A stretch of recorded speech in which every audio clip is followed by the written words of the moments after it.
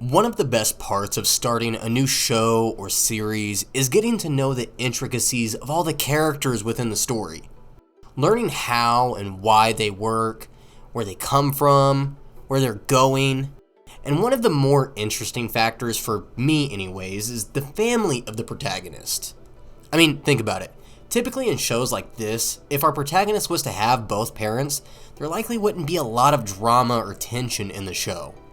Shows like Naruto, Fire Force, Hunter x Hunter, Attack on Titan, so on and so forth.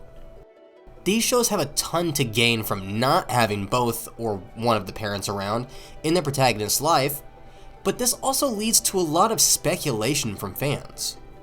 Where did the parents go? What happened to them exactly? Were they just as powerful as our leading character? Things like that. But one thing that is very clear is how god-awful some of these other parents are. I'm sure I don't need to mention Shao Tucker's story and how he collectively scarred an entire generation of kids. So today, let's take a look at a few other deadbeat parents and how their actions, or lack thereof, affected the lives of their children. And if you like videos like this and you want to see more, don't forget to hit the like button down below for me. We're trying to hit 1,000 subscribers before the end of the year. We are actually so close, treading ever so closely. Thank you guys so much. Remember, hit the like button, make sure you're subscribed, and let's keep it going. The first father on our list today is one that I feel personally connected to in a way, and that's Deku's father from My Hero Academia. Just like Deku's father, mine is seemingly left for milk and forgot the directions back. But at least Deku's father is cool enough to breathe fire, I guess. Now, it is stated that Deku's father is just away from the country on business, but at what point does business overtake the need to check on your family? Think about the likely nationwide coverage that Japan is getting from all the major fights and events happening, and how Deku's father never even called. Between the events taking place at USJ, the sports festival where Deku was front and center, the attack on their training ground, Deku's fight with Overhaul, All Might vs. All for One, and all the subsequent times that UA officials were on the news, you'd think that we as fans would have been treated to at least an audio of Deku's father, possibly calling his wife to ensure that she and Deku are fine. In turn, that would have been the perfect opportunity for Deku's mother to explain what had been happening with their son and how he's actually walking the path of his biggest hero. But instead, we're all just left with radio silence. And I only bring this character up in particular because he was revealed to be an actual character who is still seemingly alive within the canon of the show. This isn't like One Piece where fans are speculating where or who the mother of Luffy is. We know Deku's father is still supposed to be alive and well. It just seems that he's either too involved with his work to notice what is happening back in his home country, or maybe he just simply doesn't care, and he's been using the guise of work to escape from his family for whatever reason. Either way, he easily falls into the category of deadbeat dad, and I definitely think Horikoshi dropped the ball on this one by mentioning Deku's father and never revealing him. At this point, it would have been better to just never mention him in the first place. Next on our list is a man so vile, so putrid, that just seeing his mustachioed face makes my own face twist in disgust. Imagine, if you will, dear viewer, you have a family that you love so much, a beautiful spouse, several loving yet differently looking children, and all you want is to see them happy and healthy. But just kidding, you don't actually love them. You're actually a mad scientist who's running experiments on your own children, turning them into essentially androids, and you've imprisoned one of your own children for being quote-unquote defective. Well, ladies and gentleworms, you would be Vinsmoke Judge. This piece of work rules over his kingdom with an iron fist, as most royalty does, but Judge takes it a step further as he physically creates his soldiers and subjects within his kingdom. Using the process of cloning to essentially make an infinite number of sacrificial pawns to do his bidding, Judge is definitely evil to his core. He doesn't care for anyone that isn't considered royalty, so there's definitely some gross loyalist behavior there, and even more egregious, he spent several years of his life doing experiments on humans just for the sake of power.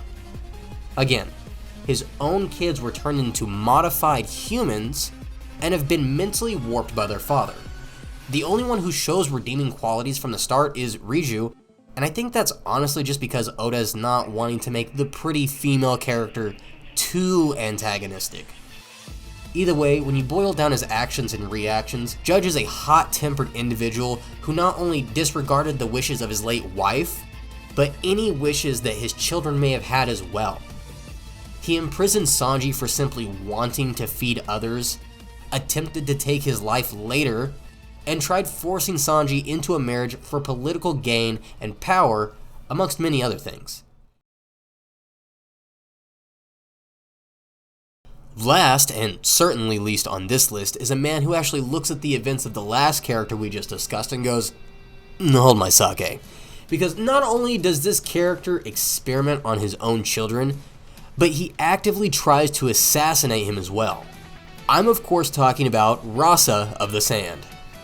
I'm sure many of you who enjoy my videos have watched or are at least familiar with OG Naruto, and if that's the case, you'll remember the absolute terror and menace that Gaara was. But just like a lot of major antagonists in Naruto, there's a deeper reason and trauma as to why Gaara is the way that he is. And we find out through little bits and pieces that it has to do with his family until we reach Shippuden. As we all know, the events of Shippuden kick off with Gaara being captured by the Akatsuki and subsequently having the tailed beast extracted from him.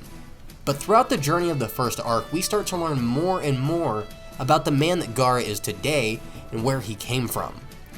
Gaara was born premature, but even so, the birthing process was too much for his mother, and she unfortunately passed away right after childbirth. Regardless of his size, however, he was still chosen as the host of Shukaku, but this ultimately just made Gaara's life worse. After hosting the one-tailed beast inside him, Gaara, just like Naruto, was seen as a monster and a freak all over the village. Facing ridicule and heartbreak constantly leads Gaara to trying to depart from life early, but his sand won't even allow him to do that. Later into his childhood, Gaara is actually the target of an assassination attempt ordered by his father, the Kazekage, and even though the assassin fails in his mission, this moment still damages Gaara emotionally beyond repair for quite a long time, as the person he was forced to defend himself and ultimately kill was his own uncle, who he thought he could trust all the way until the very end. Being a deadbeat father is one thing. Being an absent father is another. But being the type of father that would not only experiment on your own child by placing an actual monster inside of them to use whenever you see fit, and then subsequently attempting to assassinate him when you're done with him just like some old toy, is diabolical, and definitely puts Rasa into the category of piece of shit garbage, in my opinion, and beats Judge by a slight margin. But what do you think? Do you think these fathers are just as bad as I made them out to be, or are they worse? Are there any dads you think I should have mentioned, or maybe want to see in a part 2 for this video? If so, comment down below. Thank you all so much for watching. I hope you enjoyed. If you did, like I said, hit that like button down below for me. I'm trying to reach 1,000 subscribers before December 31st, so if you did, please consider subscribing. It is free. Thank you all so much for watching. I hope you enjoyed this video, and I will see you all next time.